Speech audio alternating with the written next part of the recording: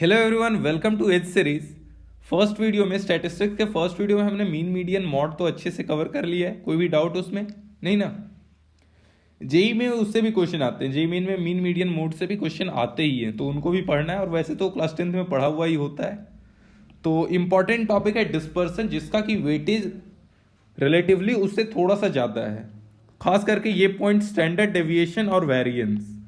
तो पहले हमें समझना पड़ेगा कि डिस्पर्सन क्या है, डेविएशन क्या है, मीन डेविएशन स्टैंडर्ड डेविएशन क्या है। खैर उससे पहले हम समझते हैं डेविएशन क्या है। तो सिंपल जो इसका मतलब समझ में आ रहा है ना, वही कि डेविएट कितना कर रहा है।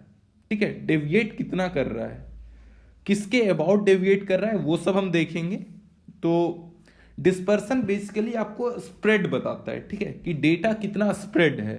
मैं एग्जांपल देता हूं आपको। आपके पास दो प्लेयर हैं, रोहित शर्मा और अजिंक्य रहाणे।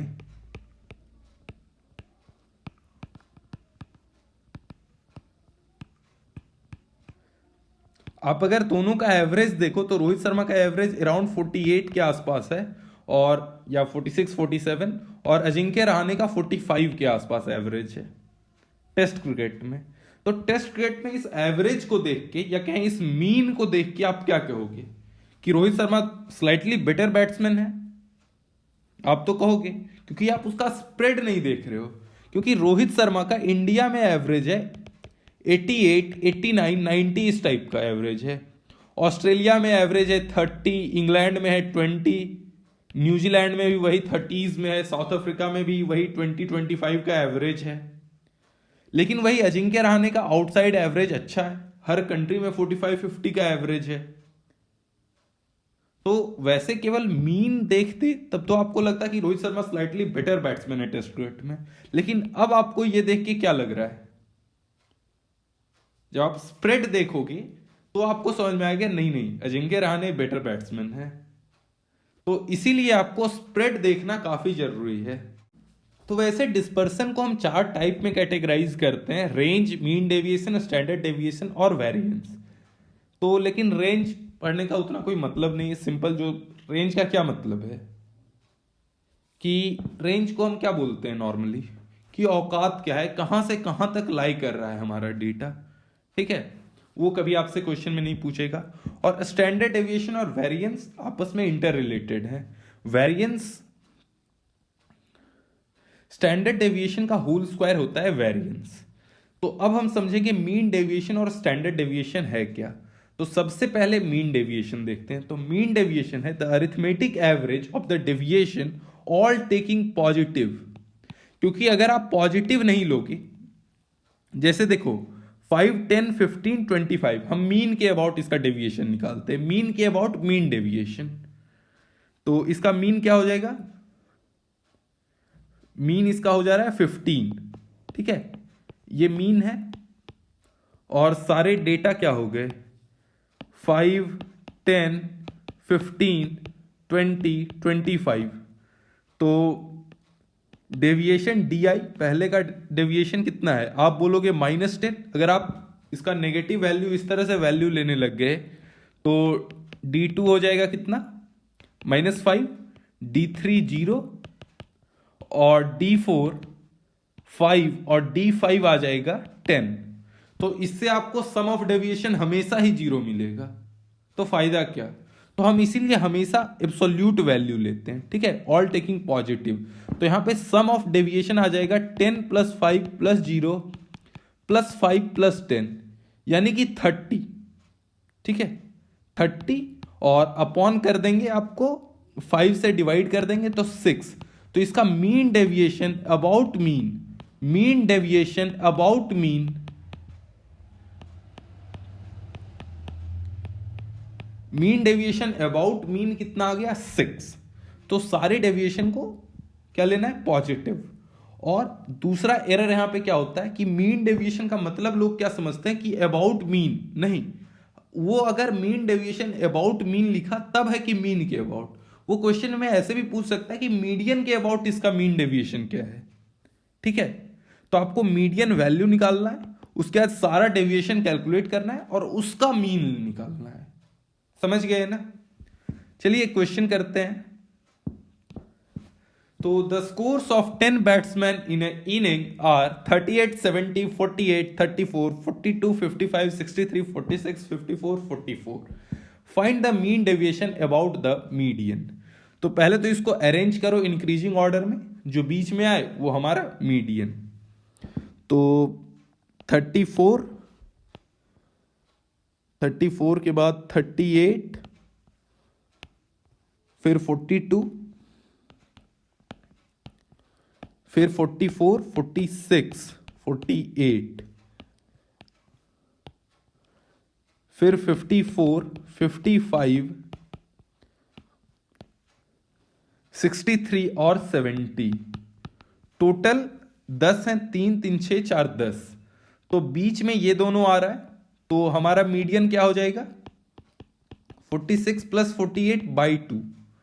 सो median is equal to 47. Median हमारा 47 आ गया.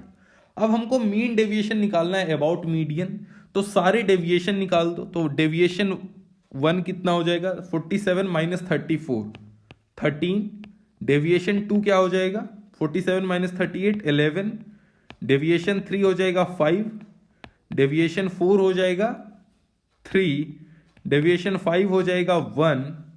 डेविएशन 6 हो जाएगा -1 नहीं 1 ही, हमेशा हमको पॉजिटिव वैल्यू लेना है. डेविएशन 7 हो जाएगा 7. डेविएशन 8 हो जाएगा 8. डेविएशन 9 हो जाएगा 16 और डेविएशन 10 हो जाएगा 23. अब सबको ऐड कर लो, अपॉन 10 कर लो, तो हमारा मीन डेविएशन अबाउट मीडियन क्या आ जाएगा? 13 plus 11 plus 5 plus 3 plus 1 plus 1 जो भी आ रहा है अपॉन 10. ठीक है, ये हो जाएगा मीन डेविएशन अबाउट मीडियन. ऐसे क्वेश्चन आ रखे हैं जेईई मेन में. तो क्वेश्चन AIEEE 2009 में आया हुआ है. मैं चाहूंगा इसे आप खुद सॉल्व करें, एज अ होमवर्क समझ लें. ठीक है, फंडा समझ में आ गया तो इसे एज अ होमवर्क समझ के आप खुद से कर लेना. अब आता है नेक्स्ट इंपॉर्टेंट पॉइंट हमारा, स्टैंडर्ड डेविएशन. स्टैंडर्ड डेविएशन क्या है? तो स्टैंडर्ड डेविएशन एंड वेरिएंस. देखिए, मीन डेविएशन और स्टैंडर्ड डेविएशन में अंतर क्या है ना, कि मीन डेविएशन में हमारे पास चॉइस था. मीन डेविएशन अबाउट मीन निकाल लो, या मीन डेविएशन अबाउट मीडियन निकाल लो, या मीन डेविएशन अबाउट मोड निकाल लो. लेकिन स्टैंडर्ड डेविएशन, इसमें हमारे पास कोई चॉइस नहीं है, हमें मीन के अबाउट ही स्टैंडर्ड डेविएशन निकालना होता है. और जो वेरिएंस होता है वो स्क्वायर ऑफ स्टैंडर्ड डेविएशन होता है. ठीक है ना. और स्टैंडर्ड डेविएशन का क्या मतलब हुआ कि डेविएशन आप मीन के अबाउट निकाल लो. ठीक है, डेविएशन आप मीन के अबाउट निकाल लो, उसको स्क्वायर कर दो, अपॉन n कर दो. ठीक है, अपॉन n यानी टोटल नंबर ऑफ ऑब्जर्वेशन, और उसका अंडर रूट. ये हो गया सिग्मा, यानी कि स्टैंडर्ड डेविएशन. ठीक है. अब वेरिएंस क्या होता है? वेरिएंस होता है sigma square. Variance is equal to sigma square. हम स्टैंडर्ड डेविएशन को डिनोट करते हैं सिग्मा से. ठीक है ना. तो डेविएशन हो जाएगा, क्या हो जाएगा? x minus mean. ठीक है, एलिमेंट जो भी, जितने भी एलिमेंट रहे हमारे पास, जितने भी ऑब्जर्वेशंस रहे हमारे पास, सबका हम डेविएशन मीन के अबाउट निकालते जाएंगे, स्क्वायर करते जाएंगे. Square and add, square and add, सारे डेविएशन को हम स्क्वायर एंड ऐड कर देंगे. उसके बाद हमारे पास आ जाएगा डिवाइडेड बाय n, और अंडर रूट करने के बाद हमारे पास मिल जाएगा हमें स्टैंडर्ड डेविएशन. तो sigma is equal to root under summation x minus mean का होल स्क्वायर अपॉन n. इसको थोड़ा अच्छे से अगर हम कंप्यूट करें, ठीक है, तो वेरिएंस का हमारे पास फॉर्मूला आ जाएगा. Variance is equal to sigma square, तो समेशन xi माइनस मीन का होल स्क्वायर अपॉन n. इसके बाद हमने फॉर्मूला लगा दिया. और देखिए यहां पे ध्यान से देखिएगा, मीन का होल स्क्वायर ये तो एक कांस्टेंट रहेगा ना. मीन का होल स्क्वायर एक कांस्टेंट रहेगा, तो इसको हम बाहर ले लेंगे.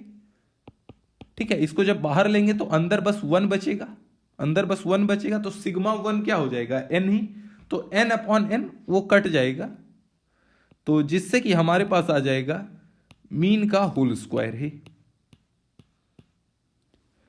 अब वहीं इस वाले पार्ट में देखिए, इस वाले पार्ट में देखिए, तो हम चूंकि ये कांस्टेंट है तो इसको हम बाहर ले लेंगे, और सिग्मा 2xi, तो समेशन ऑफ ईच एलिमेंट, ठीक है, अपॉन n क्या होता है, मीन ही तो होता है। तो अगर 2 टाइम्स कर दीजिएगा तो ये 2 इंटू मीन, ठीक है, तो 2 इंटू मीन का होल स्क्वायर, और माइनस के साथ था और एक इधर प्लस वाला था, तो ओवरऑल क्या आ जाएगा, माइनस मीन का होल स्क्वायर।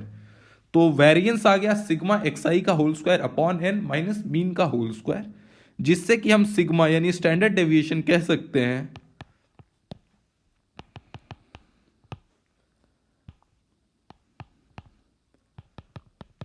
ठीक है। आपको दोनों फॉर्मूला याद रखना है,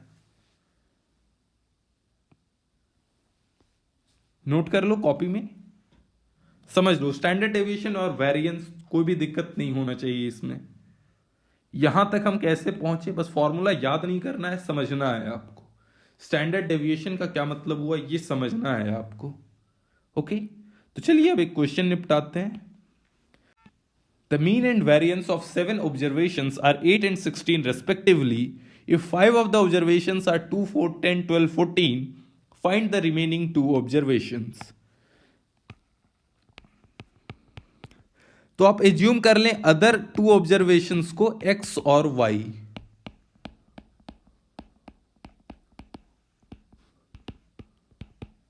ठीक है।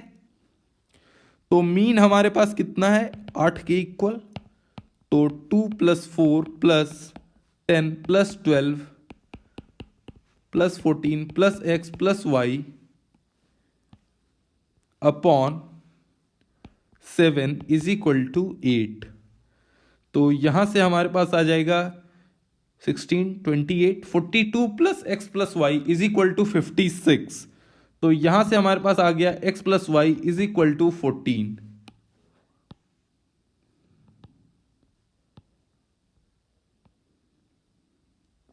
ओके, अब वेरिएंस दिया हुआ है 16 के इक्वल, तो वेरिएंस क्या हो जाएगा, सारा डेविएशन निकालेंगे, उसका स्क्वायरिंग एंड ऐड करेंगे, यही ना।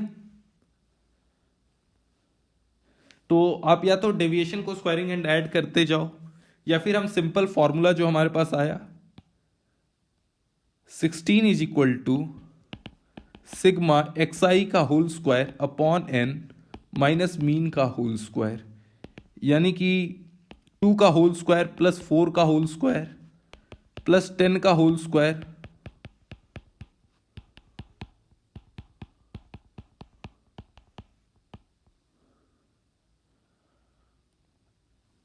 अपॉन 7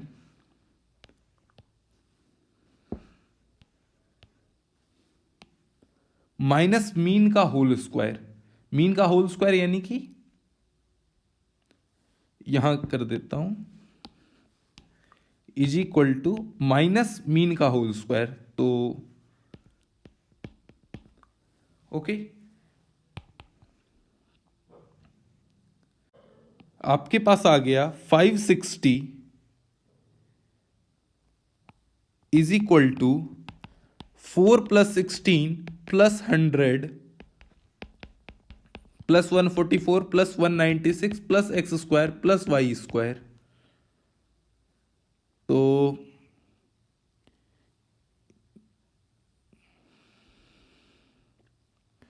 ये पूरा सम कैलकुलेट कीजिए, तो ये 460 आ जाएगा। तो हमारे पास आ जाएगा x² + y² = 100, और पहला इक्वेशन आया था x + y = 14। तो हमें साफ दिख रहा है एक 8 हो जाएगा और अगला 6 हो जाएगा, ठीक है।